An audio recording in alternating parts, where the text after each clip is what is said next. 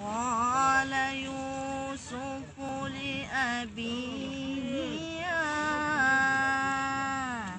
أبت إني رأيت 11 كوكبا. بركات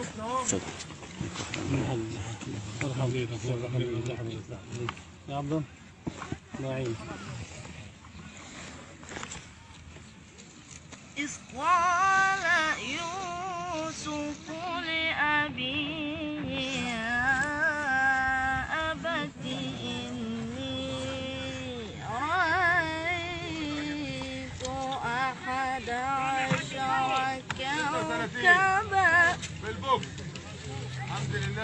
كوكبا والشمس والقمر رأيتهم لي ساجدين. يلا يا ابو جاموس، ابو جاموس، ابو جاموس. قال يا بني لا تقصص رؤياك على إخوتك سأكيد لك كيدا